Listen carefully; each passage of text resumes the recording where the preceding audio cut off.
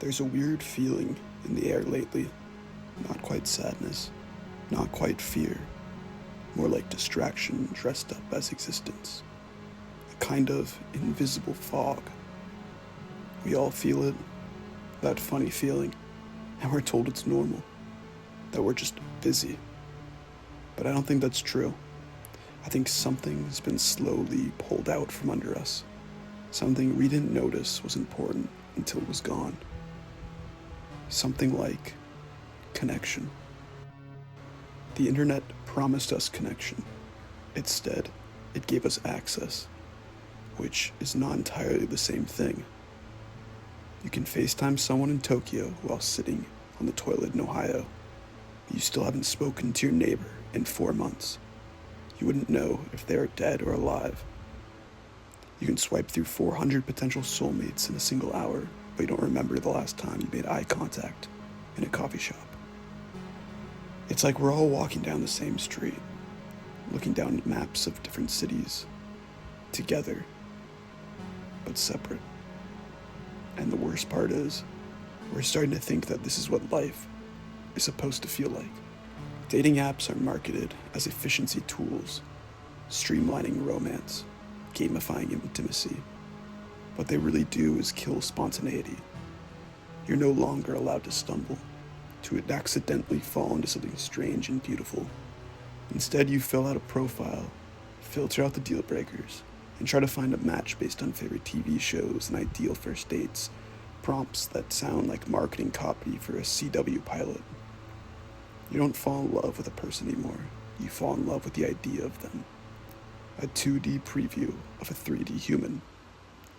We've lost the weirdness of chemistry, the kind that happens when two people meet in a place they weren't supposed to be, and something just clicks. Or it doesn't, which is okay too. Now it's all scheduled, pre-packaged. We become managers of our own affection. Because here's the paradox. There have never been more ways to talk to people, and it's never been harder to reach them. Every conversation feels like it's happening under glass. Text bubbles instead of faces, voicemails instead of voices, a like instead of a hello. Ghosting isn't even awkward anymore, it's expected. Because when people are reduced to profiles, disappearing doesn't feel cruel, it feels efficient. But it's not just dating, it's everything. Friendships dissolve quietly in group chats. Plans are made with no intention of happening. The city is full of people we'll never meet because we're all too busy talking to people we already sort of know. The modern city should be a playground for human interaction, but instead, it feels like a showroom. People don't go outside to connect, they go outside to perform. You don't sit at the bar and talk to a stranger.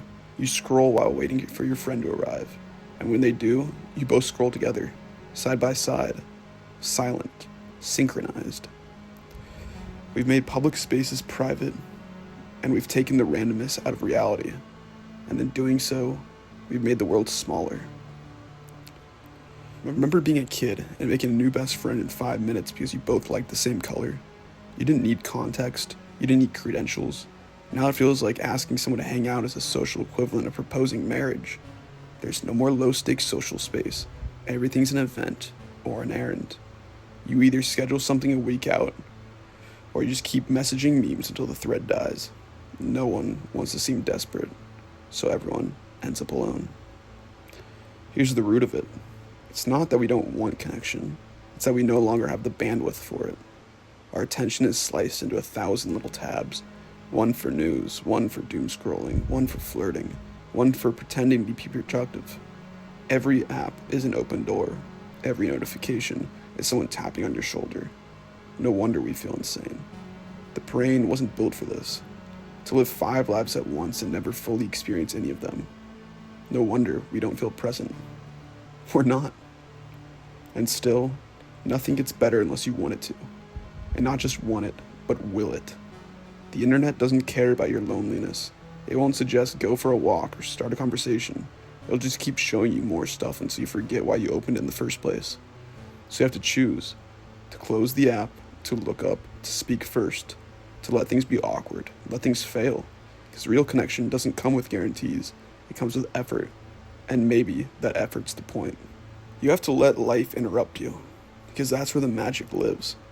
Not in the plan, but in the detour. Not in the match, but in the misstep.